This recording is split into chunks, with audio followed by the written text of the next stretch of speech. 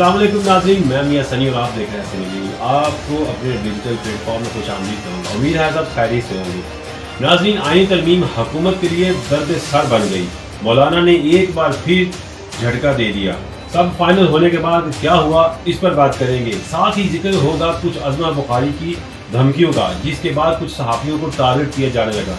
पंजाब में छुट्टी देने का असल मकसद क्या था, इस पर भी रोशनी डालेंगे। जबकि एक खुशखबरी ये है कि शाहीनों ने 44 माह बाद कौम को खुश कर दिया। लेकिन इस सब से पहले आपसे दरख्वास्त है कि चैनल को सब्सक्राइब और बेल आइकन को प्रेस जरूर कीजिएगा, ताकि मेरी आने वाली हर नई वीडियो आप तक पहुंच सके। तो चलें चलते हैं आज के व्लॉग पर।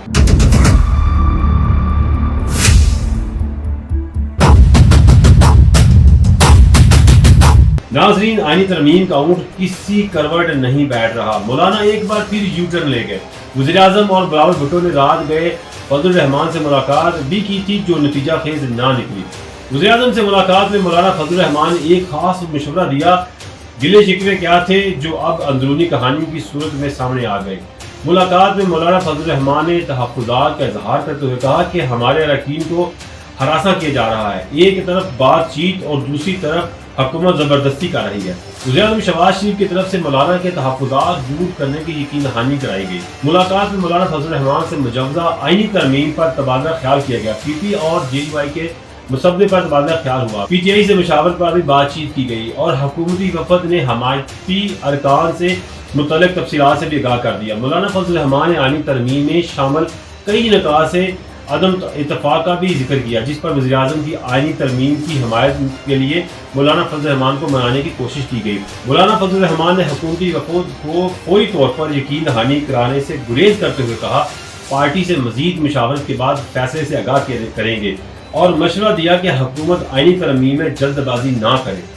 नाज़रीन, ये एक नई खबर सामने आई है कि मौलाना असल में अचानक नाराज क्यों हो गए। मौलाना फजल रहमान को मनाने के लिए पाकिस्तान मुस्लिम लीग नून, पीपल्स पार्टी और तहरीक इंसाफ अपना पूरा जोर लगा रही है।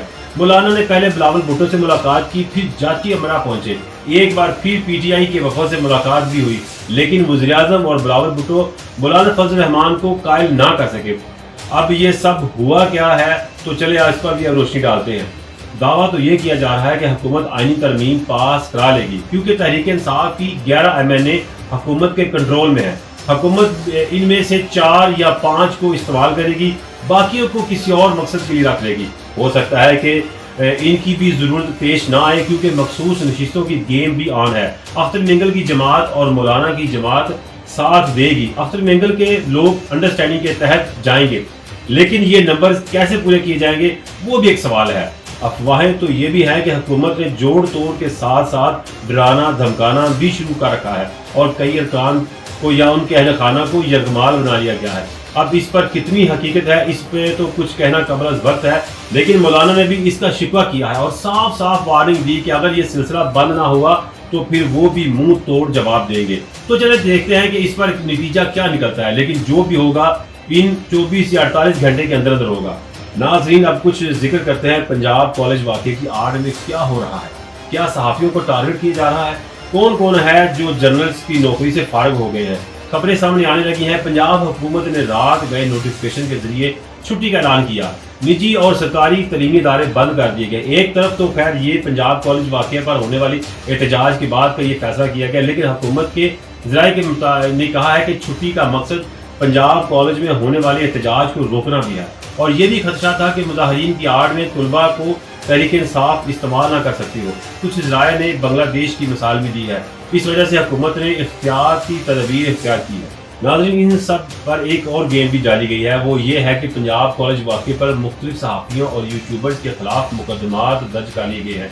इनमें समी इब्राहिम, फराह इकरार, इमरान रियाज, अयाज मीर, शाकर महमूद अवान और दीगर भी शामिल हैं। जबकि ये मेरा मानना है कि अगर किसी ने डिस इन्फॉर्मेशन फैलाई है तो इसके खिलाफ एक्शन ज़रूर लेना चाहिए, लेकिन इसकी आड़ में सहाफ़ियों को टारगेट किए जाने का तो नहीं जाना चाहिए, बल्कि इसकी तो मजम्मत करनी चाहिए। अगर कोई सहाफ़ी किसी एहतजाज को कवर करके सोशल मीडिया पर रिपोर्ट कर रहा है तो उसके खिलाफ कोई एक्शन नहीं होना चाहिए, क्योंकि वो अपना काम कर रहा है। वो सहाफ़ी है, उसका काम है कि वो रिपोर्ट करे। कोई सहाफ़ी सहावत की आड़ में से हट कर रिपोर्टिंग कर रहा है तो उसके खिलाफ ज़रूरी एक्शन लेना चाहिए। अदालत में सारा मामला वज़ीर तलीम पंजाब पर ही डाला जाएगा, जिनके खिलाफ एक्शन لیا جا رہا ہے اور وہ بھی عدالت میں یہی کہیں گے. اچھا یہ تو ایک احتجاج کو روکنے اور اپنے خلاف بولنے والوں پر ایکشن لیا گیا ہے، لیکن اب بات کرتے ہیں وزیر اطلاعات پنجاب عظمہ بخاری کی دھمکیوں کے آفٹر شاٹ کی، جس نے کچھ لوگوں کی نوکری کھا لی ہے اور محترمہ ابھی بھی دھمکیاں دینے میں مصروف ہے. ویسے یہ نون لیگ کا وتیرہ ہے کہ جب اقتدار میں آتے ہیں تو یہ ایسا ہی کرتے ہیں. اب ایک خبر یہ بھی سامنے آئی ہے کہ معروف اینکر پرسن سمینہ پاشا کو نجی ٹی وی نے نوکری سے فارغ کر دیا ہے. نوکری سے نکالنے جانے پر سمینہ پاشا نے سخت ٹویٹ بھی کیا. انہوں نے لکھا کہ جبر کے دور میں سچ کی پاداش میں نوکری کھو دینا کسی میڈل سے کام نہیں. اللہ بہترین رزق دینے والا ہے. چینل انتظامیہ کی شکر گزار ہوں، انہوں نے بہت دیر تک سپورٹ کیا اور چینل مالک نے ہمیشہ حوصلہ بڑھایا. سچ کا سفر جاری رہے گا. دوسری طرف ایک اور خبر سامنے آئی ہے کہ ایک اور نجی ٹی وی چینل کے کوڈ رپورٹر شاکر ایوان کو بھی نوکری سے نکال دیا گیا ہے. اس خبر کو شہباز گل نے بھی ٹویٹ کیا اور ساتھ ہی شہریوں نے ان کے یوٹیوب چینل کو سپورٹ کرنے کا مشورہ بھی دیا ہے. لیکن جب بھی کوئی حکومت صحافیوں کا گلا گھونٹنے کی کوشش کرتی ہے تو پھر سمجھ لے کہ اس کے دن گنے جا چکے ہیں اور جلد وہ اپنے انجام کو پہنچ کر گھر چلی جاتی ہے.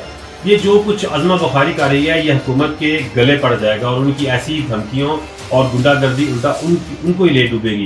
سمینہ پاشا یا ان جیسے کئی دوسرے افراد سے میرا اختلاف ہو سکتا ہے جو صرف ایک پارٹی کو پروموٹ کرتے ہیں، لیکن ایسے کسی کی نوکری کے پیچھے پڑ جانا یہ بھی درست نہیں ہے. یہی کام عمران خان نے بھی کیا تھا جب انہوں نے طلعت حسین اور عرفان صدیقی جیسے لوگوں کو ٹارگٹ کیا تھا، اور آج وہی کام نون لیگ بھی کر رہی ہے. ایک خبر آپ کو اور دے دوں، وہ یہ کہ پنجاب حکومت کے لیے جلد ایک مشکل گھڑی ہونے والی ہے اور بہت جلد صحافی عدالت جانے کا بھی سوچ رہے ہیں کیونکہ ان کی زمین ان سے چھین لی گئی ہے. معاملہ کچھ یوں ہے کہ نگران وزیر اعلیٰ محسن نقوی نے صحافیوں کو پلاٹ الاٹ کیے تھے، لیکن شہباز حکومت جس کو پوسٹر پر اپنی تصویر کا شوق ہے، اس نے یہ اسکیم پریس کلب کے کچھ کرپٹ عناصر کے ساتھ مل کر روک دی، جبکہ اس سے پہلے اس اسکیم کو اہل ثابت ہونے والے لوگوں کو لیٹر بھی موصول ہو گئے تھے. اب یہ حکومت اور لاہور پریس کلب مل کر پلاٹس کھانے کی کوشش میں لگے ہیں اور ظاہر ہے جو متاثرین ہیں وہ عدالت جانے کا اعلان کر رہے ہیں. جب یہ معاملہ سنگین ہوا تو پھر وہی بات کہ پاؤں پڑ جائیں گے اور شرمندہ بھی ہوں گے اور یو ٹرن بھی لے لیں گے. چلیں یہ تو ایک خبر تھی جو میں نے آپ کو بتائی ہے. چلیں اب ایک اچھی خبر کا ذکر بھی کرتے ہیں، وہ یہ کہ پاکستانی ٹیم نے عوام کو خوش کر دیا ہے اور گوروں کو شکست دے ڈالی ہے. انگلینڈ نے پاکستان کو رواں سیزن کا پہلا ٹیسٹ اننگز اور 47 رن سے ہرایا تھا، جبکہ آج پاکستان کو انگلینڈ نے 152 رن سے کامیابی ملی ہے.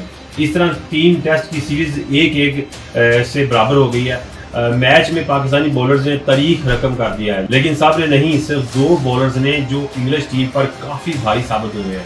قومی کرکٹ ٹیم کے اسپنرز نعمان علی اور ساجد خان نے 52 سال بعد ٹیسٹ کرکٹ کا ریکارڈ برابر کر دیا. انگلینڈ کی تمام 20 وکٹیں پاکستان کے ان ہی 2 اسپنرز نے حاصل کی اور یہ ٹیسٹ کرکٹ کی تاریخ میں 7واں موقع ہے جب 20 کھلاڑیوں کو 2 بولرز نے آؤٹ کیا ہے. نعمان علی نے انگلینڈ کے خلاف دوسرے ٹیسٹ میں 11 اور ساجد خان نے 9 وکٹ حاصل کی.